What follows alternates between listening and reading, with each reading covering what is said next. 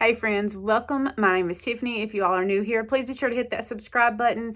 I am decluttering my way from one end of our home to the other, so it's going to be tons of fun. And by fun, well, I guess it depends on how you define fun. But ultimately, my goal is to have the entire house decluttered by spring, beginning of summer. That's my goal. So there are a few like paint projects, like putting our, I wouldn't really say it's a master bathroom, but the larger bathroom, we need to put it back together because I've been deciding on what to do on the whole wall treatment of that. But anyway, with all of that, we do have tons of DIY projects that we're working on and just trying to make our home look more like ours. We have lived here for a couple of years now, and I've just we moved in and left like this paint color, left it alone. There are still, I don't know how you can see, but there's like the paint's kind of scuffed up a little. There's nail holes. I don't have a whole lot of things hanging on the walls. And you can still see like some just stuff that needs filled in, touched up, that kind of thing. But anyway, today we are working on my bedroom, and it is rough. Well, I'm going to show y'all in just a second, but let me just lead up to that because it's intense. We have my bed and my little girl's bed and her vanity, and then she has a little clothing closet, just a rack type thing that's just down on her level so she can pick out her own school clothes. So that's why we have that there. The majority of our clothes that are like out of season and my clothes are in the closet, and then I put her stuff out here. So anyway, we definitely have a ton of stuff packed in this room. So I've been going through the closets, and I have used her bed as a kind of a dump, I guess, for clothes that I've ran into that either I don't like, don't fit, too big, too small, too old, too ugly, too whatever the case may be. There's some clothes that I've bought for her that I'm finding out more and more every day that she may like it today, but she probably won't like it tomorrow. So we're kind of struggling with that. So we're trying to just stick with the basic stuff that she can kind of switch in and out. So I'm learning a whole lot because I used to buy her clothes like off Facebook Marketplace and just different yard sales and things like that. I would buy them a couple of sizes bigger because I got a really good deal on them. But in reality, by the time she got to that size, either she didn't like the clothes or the season and her size didn't match up. Does that make sense? It would be like a super cute outfit, but it was a summer outfit and we were in the middle of winter. So she'll be 9 this summer. So it's taken me a while to finally learn that, but we've learned it now after this. So what I do, this is just, like I said, this is years worth of clothes. So it's not like just a couple of months worth, anything like that. What I have been doing, I don't donate to Goodwill just because I would rather donate to somewhere that gives the clothes to someone that needs them, clothes, toys, appliances, whatever, the case may be. And no offense toward Goodwill, if that's where you go, that's great. I actually do shop at Goodwill on occasion, but if I have the choice, I would donate to like churches. There's like Mountain Missions. They still charge for their clothes, but they're a little cheaper than Goodwill. And I was trying to think like homeless shelters, women's shelters, that kind of thing. We take our stuff to those places. Unless they're not accepting donations, then sometimes I have put them in a tote, like just one of those little rubber gasket totes, and I'll put them out in our building and wait, and a couple of months or whatever until they are accepting. Goodwill's kind of my last stop. But anyway, with all of that, I get rambling on that stuff. But anyway, the way that, and this is just a little tip that has helped me. My arm's actually getting tired of holding the phone. So that's how I know that I've talked a lot. But a little tip that's kind of helped me is I'll make a yes, we're keeping pile.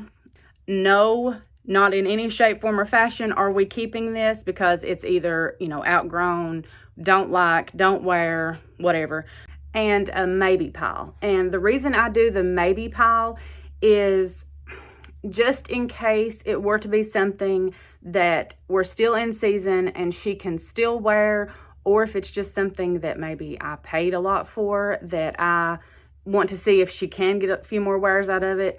I'll keep it in the maybe pile just in case, and just kind of put the maybe pile to the side, maybe stick it in a box and put it, in the bottom of the closet or whatever, so I can revisit it later, whereas the no pile gets donated as quickly as possible.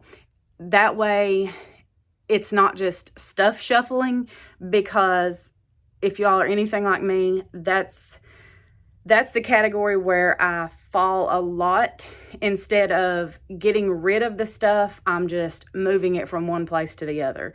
And I know it doesn't make sense, like physically, mentally, however you want to say, but it's like this stuff is just like smothering me. It just feels like I want our home to be somewhere that we can just completely relax, and with just this stuff piled everywhere, that is not the case. So I have went through everything. This is just a quick recap. I've went through our closets, and I still have like a stack of t-shirts of mine that I need to go through, because I tend to wear like the same ones over and over, and that doesn't really bother me. So there's really no sense in me having all of that stuff. So besides that, this pile is all the extra that I have to go through. And I just use regular garbage bags. I'll usually try to, because I have a couple of stacks that I'll show you that I already have ready to go that are in the no pile. So we can go ahead and stuff those, and there's no sense in going through those again because I just put them there.